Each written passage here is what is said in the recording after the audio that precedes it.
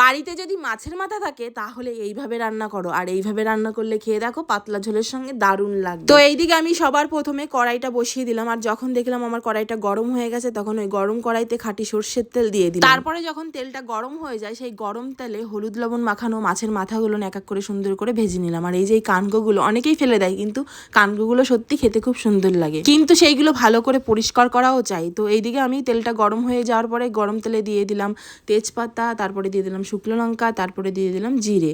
তো এই যে তিনটে জিনিস ফোড়নে কিন্তু অবশ্যই দিতে হবে। তারপরে এইদিকে ফোড়নটা দেওয়ার পরে এখন কুচানো পেঁয়াজগুলো দিয়ে দিলাম, আর কুচানো পেঁয়াজগুলো ভালো করে সুন্দর করে এখন নেড়ে চেড়ে ভেজে নিতে হবে। আর এইদিকে যখন দেখবো হালকা হালকা করে নাড়তে নাড়তে যখন পেঁয়াজ ভাজাগুলো পুরোপুরিভাবে হয়ে গেছে তখন আমি দিয়ে দেবো আদা রসুনের পেস্ট। আর এই পেস্টের মধ্যে সমস্ত কিছুই আছে, যেমন হচ্ছে আদা, রসুন, শুকনো লঙ্কা, জিরে, তারপরে হচ্ছে তার মধ্যে কটা দুই একটা গোলমরিচ, তার মধ্যে দেওয়া আছে একটুখানি পরিমাণ মতন পেঁয়াজ, যেটা পেস্ট হলে খুব ভালো হয়। তারপরে একসঙ্গে সমস্ত কিছু মশলা দিয়ে ভেজে নেব, আস্তে আস্তে করে ভাজবো, যাতে তেলটা যতক্ষণ না ছেড়ে দেয় ততক্ষণ হালকা হালকা জালে আস্তে আস্তে করে ভাজতে হবে। তারপর যখন দেখবো মশলা পুরোপুরিভাবে ভাজা হয়ে গেছে তারপরে হালকা জল দিয়ে মশলাটা সুন্দর করে কষিয়ে নেব। সময় দিয়ে দেবো পরিমাণ মতন 2 চামচ লবণ, তারপরে 2 চামচ হলুদ গুঁড়ো, মানে পরিমাণ মতন দিতে হবে, সেটা মাছের মাথা বুঝে বা।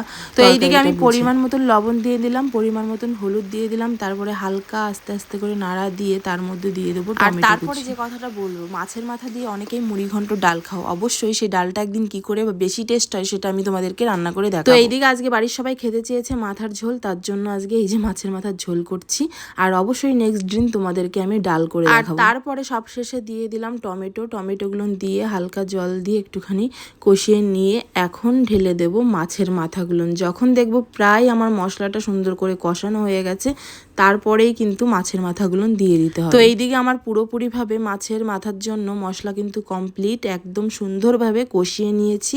আর এখন যেই দেখলাম মশলাটা সুন্দর তেল ছেড়ে দিয়েছে, কষানো হয়ে গেছে, তারপরে আমি ঢেলে দিলাম মাছের এই মাথাগুলো। আর সত্যি আজকে মাছের মাথাগুলো সত্যি খুব সেরা ছিল। আর তোমরা কিন্তু অবশ্যই জানাবে যে মাছের মাথা খেতে কি ভালোবাসো, আমরা কিন্তু খুব ভালোবাসি। আর এইদিকে দেখো আমি রান্না করছি আজকে একটা মাটির উনুনে। এই উনুনে রান্না করতে কিন্তু বেশিক্ষণ একটা টাইম লাগে না, খুবই তাড়াতাড়ি হয়ে যায়। তো এইদিকে আমি মাছের মাথাগুলো দিয়ে এখন হালকা হালকা করে নাড়াচাড়া করে নিতে হবে, যতক্ষণ দেখবো একটুখানি নাড়াচাড়া করে মশলাটা না লেগে যায় ততক্ষণ একটু নাড়াচাড়া করে তারপরে আমি জলটা দিয়ে দেবো। তো এইদিকে মাছের মাথাগুলো দিয়ে ভালো সুন্দর করে হালকা আস্তে করে কষিয়ে নিয়ে তারপরে আমি জলটা দিয়ে দিলাম।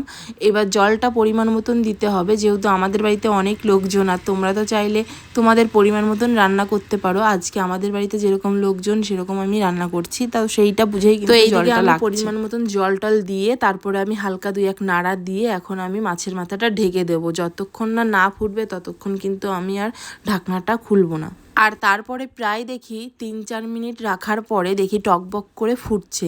তো প্রায় আমি এরকম ঢাকা অনেকক্ষণ ধরে রেখে দিয়েছিলাম, প্রায় 10 মিনিট 15 মিনিট ধরে আমি রেখে দেওয়ার পরে যখন দেখলাম যে মাছের মাথাটা টকবক করে ফুটছে, হয়ে গেছে প্রায়, তখন আমি কিন্তু ঢাকনাটা খুলে এখন গরম মশলাটা বেটে নেব। তারপরে এইদিকে আমি গরম মশলাটা বেটে নিয়েছি, তারপরে আমি ঢাকনাটা সরিয়ে এখন হালকা 2-1 নাড়া দিয়ে তারপরে আমি গরম মশলাটা দিয়ে দিলাম। আর আমি জানি অনেকেই হয়তো প্যাকেটের গরম মশলা ব্যবহার করো, আর আমরা কি বলতো গ্রামে থাকি, আমরা কখনোই প্যাকেটের মশলা ব্যবহার করি না। আমরা যা মশলা ব্যবহার করি না কেন সমস্ত কিছু গোটা মশলা ব্যবহার করি, যেটা আমরা শিলে বেটে দিই। তারপরে দেখলাম যে না, হালকা একটু পরিমাণে জাল লাগবে, গরম মশলাটা এখনটা দেওয়া দরকার না, কিছুক্ষণ পরে দিই, কারণ ঝোলটা এখনও অনেকটা কমবে, তারপরে দেব।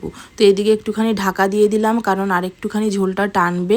টানার পরে যখন ঢাকনাটা খুলে দেখলাম যে হ্যাঁ এখন প্রায় অনেকটা ঝোল টেনে এসছে, আর এখন যদি গরম মশলাটা না দিই তাহলে পরে হয়তো গন্ধ বেরোবে। আর এইদিকে আমাদের বাড়ির সবাই গরম মশলা সেরকম একটা খায় না, আর যদি আগে আগে কোনো তরকারিতে দেওয়া হয় সেরকম একটা কাঁচা গন্ধ থাকে না। প্রায় মানুষদেরকে দেখেছি নামানোর কিছুক্ষণ আগে দেয়, কিন্তু এই যে নামানোর কিছুক্ষণ আগে দিতে আমার একদমই ভালো লাগে। তো যাই হোক, যখন দেখলাম প্রায় গরম মশলাটা দেওয়াটা এখনই দরকার, তো তখন আমি পরিমাণ বুঝে আমি দিয়ে দিলাম। তো এইদিকে গরম মশলা দিয়ে আমি কিছুক্ষণ ভালো করে টকবক করে ফুটাতে হবে, যেহেতু আর একটু ঝোল টানলে তারপরে দেখবো যে যখন হয়ে গেছে তখন আমি নামিয়ে দেবো। আর এইদিকে থেকে কিন্তু তোমরা অবশ্যই জানাবে যে এই যে গরম গরম ভাতে এই মাছের মাথার ঝোল খেতে কেমন লাগে। আমি জানি অনেকেই খেয়েছো, তবে আজকে আমি একটু এরকমভাবে রান্না করে তোমাদেরকে দেখালাম যে এইভাবে কিন্তু মাছের মাথা খেতে খুব দারুণ লাগে। তো এইদিকে দেখো জালটা দিতে দিতে বেশ টকবক করে ফুটতে ফুটতে ঝোলটাও প্রায় কমে এসছে। তো এইদিকে এখন যখন দেখলাম হয়ে গেছে, আর ঝোল কমালে হবে না, তখন আমাদের বাড়ির সবার একটু কমই পড়ে যাবে, কারণ আমাদের বাড়িতে আবার অনেকেই মানে অনেক লোকজন, তো তার জন্য আমি তাড়াতাড়ি করে নামিয়ে দিলাম। এই দেখো গরম গরম পাতলা পাতলা রুই মাছের মাথার ঝোল খেতে কিন্তু দারুণ হয়েছে। আর এইভাবে কিন্তু তোমরা অবশ্যই রান্না করবে, খেতে কিন্তু দারুণ হবে। টাটা, বাই বাই, ভালো থেকো।